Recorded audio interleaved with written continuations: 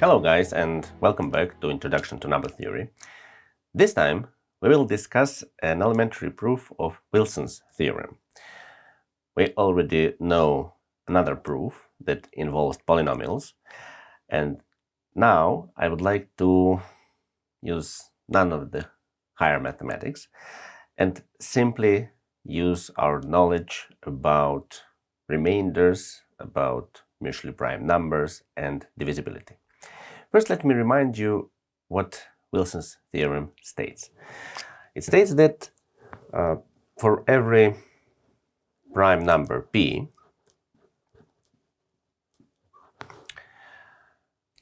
minus 1 factorial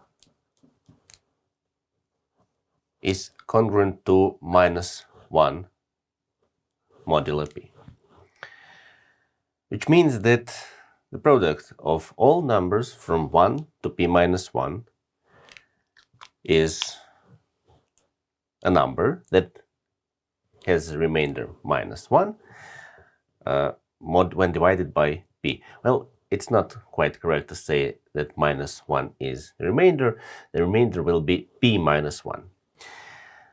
Now, let's consider this big product and let's write it down.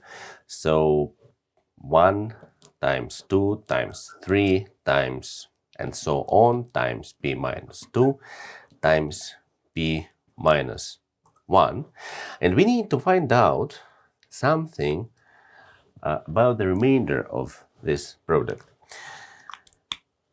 We will, of course, use the famous fact that for every number from this list, there exists another number also from this list, such that their product is congruent to 1 modulo p, which means that a and b are inverse to each other. Don't be afraid. Still, this does not mean that this product will be congruent to 1. But first, let's recall why this is so. Well, if we need to find the inverse to a, then we just write all the numbers from 1 to p minus 1. Well, p minus 2, p minus 1. And multiply all them by a, so we get a, 2a, 3a, and so on.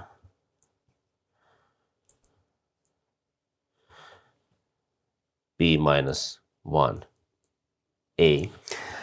And then just remember that all these numbers have different remainders when divided by p.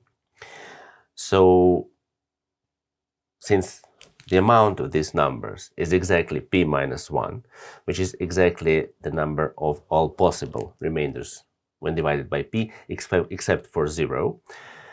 So we understand that none of these numbers is actually divisible by p. So we don't have remainder 0 over here. And this list of numbers, this list of remainders, is just the same as this list, but order might be different. Order of remainders here might be different than the order here. But we understand that since it's the same list, then remainder 1 must be present here, which means that one of these numbers must give remainder 1 when divided by p. We don't know which one, but we're sure that there is such a number from this list, from this column. So let's call it BA, and BA is congruent to 1 modulo p, and this actually means that B is inverse to A with respect to modulo p. So this B we take here. Before we go on, I would like to consider a certain example, an example of a certain prime number p. Well, say p equal to 7. It's really a convenient prime. And let's just write this big product. If p is equal to 7, then it is 1 times 2 times 3 times 4 times 5 times 6. That's all. So let's now connect pairs of these numbers that are inverse to each other with respect to modulo p. Well, 2 times 4 gives 8, which is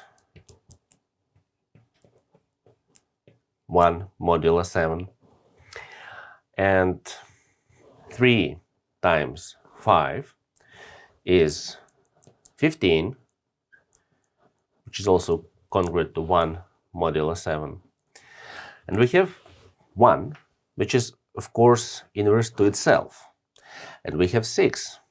And 6 is also inverse to itself, because 6 times 6 is 36, and is congruent to 1 modulo 7. So we see that not all of these numbers form pairs. Some of the numbers are inverse to themselves. And we need to find out how many of these self-inverse numbers there are. So for this purpose, let's consider x, well, and suppose that x is inverse to itself, which means that x multiplied by x will be congruent to 1 modulo p. Now we consider the general case, because the case of p equal to 7 is finished. So we can write that x squared minus 1 must be divisible by p. And from this it follows that x minus 1 multiplied by x plus 1 must be divisible by p. And we understand that since p is prime, then one of these factors must be divisible by p. At least one of them.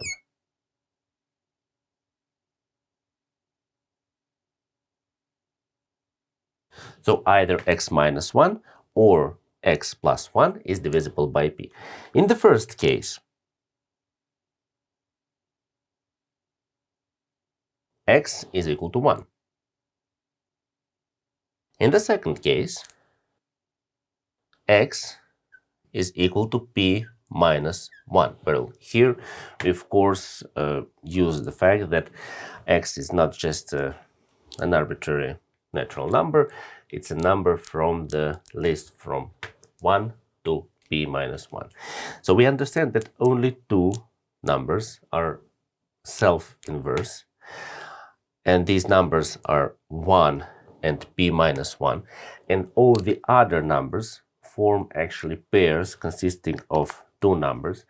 So when we return here, we understand that a and b are different in all the cases except for the case when a is 1 and the case when a is p minus 1. So all of the numbers in between, when multiplied to each other, they form such pairs. Well, 2 and some number form a pair, which product is equal to 1, well, not equal, congruent to 1, and 3 and some other number form a pair p minus 2. All these numbers, when multiplied to each other, this product is congruent to 1 modulo p, and all that there's left is 1 that does not influence the product at all, and p minus 1. So this is the element, the number, that actually determines what will be the result, what the result will be. So we understand that the result is p minus 1, and we understand that p minus 1 and minus 1 are just the same modulo p.